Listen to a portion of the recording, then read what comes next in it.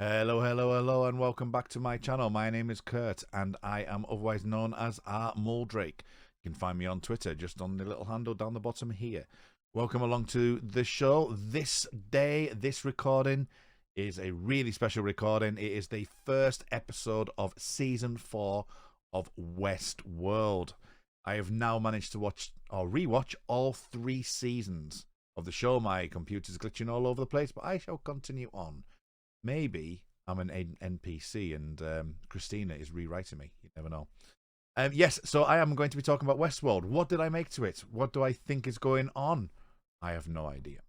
Let's start from the top then. I mentioned her just there. Christina. Evan Rachel Wood is back as a new character called Christina. There's a really interesting arc in this episode.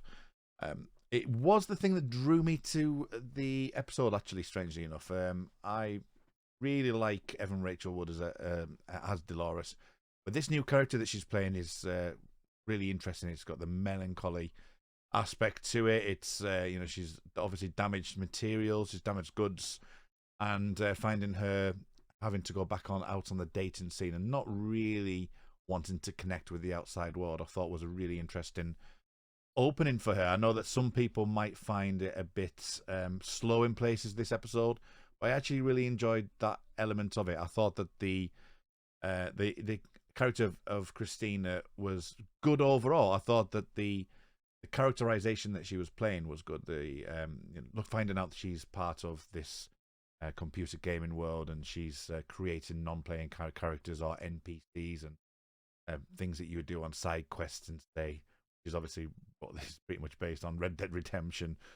Things like that I thought was really well done. I thought that having that as the central mystery for this episode worked quite well. I thought that just the way that it was played, that the story she's trying to write, I think one of her bosses said it was saccharine, and she tried to mess around with romance and humor, but that's not what people want. People want the killing, people want the war, they want action and adventure, and that's not what Christina is about. So I liked it. I liked the also having the loop, so being able to see Christina at the beginning of the episode and then later on reawakening again after she had her run-in with Peter. Thought that was really good, and I was genuinely kind of surprised at the scene when she comes out of the house and Peter does fall down.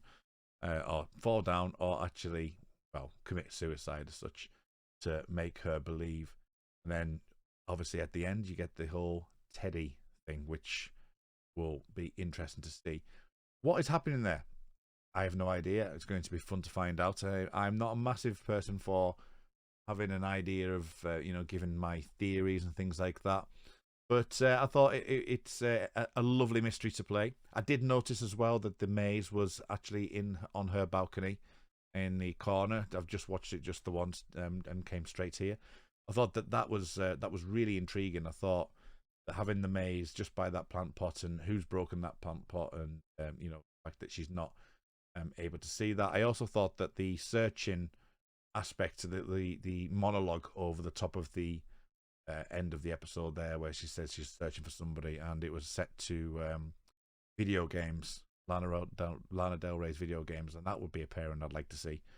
Lana Del Ray and Evan Rachel Wood, that would be great. If anyone did see her on, I can't remember which show, maybe I think it was Fallon, where she was singing Madonna, that was amazing. So check that out if you haven't seen that already. But yes, I thought that her searching for something and she wants to write her own happy ending was nice. I thought that was really effective. So far, Christina is an absolute plus for me. Really enjoyed it. I like a little bit of melancholy in my world, and it did draw me into her character. Probably more so than I have done for Evan Rachel Wood's characters over to date, to be honest with you. It's someone that I kind of really connected to. So really looking forward to that aspect. Next then, let's talk about Meave. Maeve's obviously has disappeared for 7 years, and Caleb has gone to his usual routine. I thought there was a couple of interesting things with that. I thought that having Meave disappear and into the woods and just be living out her world just out there is interesting. Nothing really on her daughter. I like the towards the end with Caleb. I thought that was interesting. That the you don't know. Yeah, I'm here to protect my daughter. All that kind of thing was really good. That was really good mirroring for the show to do. It gave us a sort of a reflection on that, and obviously gave us the empathy that we require to actually be able to sort of feel that from her. And in Caleb's point of view, that he is a father now, and she's becoming very much like him with the gun underneath the pillow and things like that. So I thought that was good. I thought that was well played. I like the idea that that we've got Caleb with the wife, and right before it was said, I actually said about his PTSD when he heard something outside, and that was directly referenced from his daughter Frankie, who was actually trying to tend to have PTSD. So I thought that's going to be an interesting play. Now it seems that Caleb has moved away now, and he's going to go on to this mission and get involved in this war. And it feels like that they're playing on the role that's the mundanity of his life, going to work. And I think one thing I wrote in my notes as I was just quickly scrambling down was the more things change, the more they stay the same. And I thought that definitely felt that in this episode when he was actually talking about the war and the riots that all happened. And I thought that it was good to actually have that, and to to give you an idea of the loop of life, like Westworld has done, is very much so, very thematic and very we're used to seeing things like that in Westworld. So I thought that was then we've got William. So William, as we know, is a host that we expect. I thought interesting way to open up the episode. I thought it was a bit slow going to begin with. I must admit, it took a bit of time for it to work for me. But I think because it isn't a first part of an 8-parter, then you expect a bit more of a slow paced episode in the first one, and I can forgive that. And I think that maybe some people might want, we've left a riot from last season, and now the story it's pretty much starting off. And as much as I hate to say like a reboot, it's not going to be a reboot, but it feels like it's a rebooted story, and we have something that's something to start a new chapter of a book, really. And moving it 7 years it's certainly doing that. So we're not going to like an end of the world apocalypse thing like we did with the riots. The riots have all happened, they've died down, and and there's the relative peace what we see in the worlds that we so far. So I thought that was good. The flies was an interesting weapon of choice.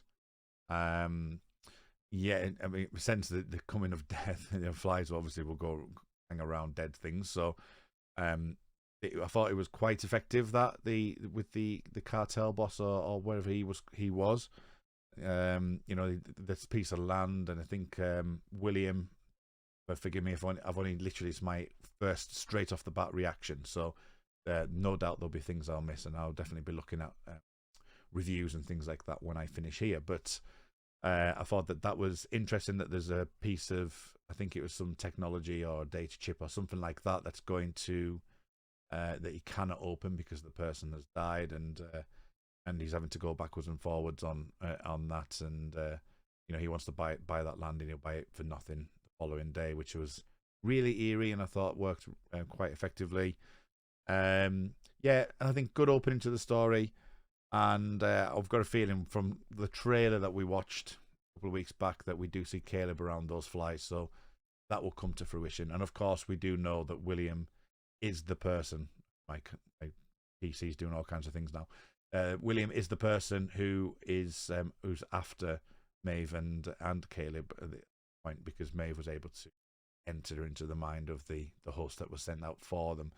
So overall though, I mean, I think it really did work as an episode. I thought that yes, it is slower paced than many people might expect it to do. I'm not sure that the Christina storyline will people will be too chuffed with, but for me, works absolutely fine. But the Caleb stuff was nice and effective.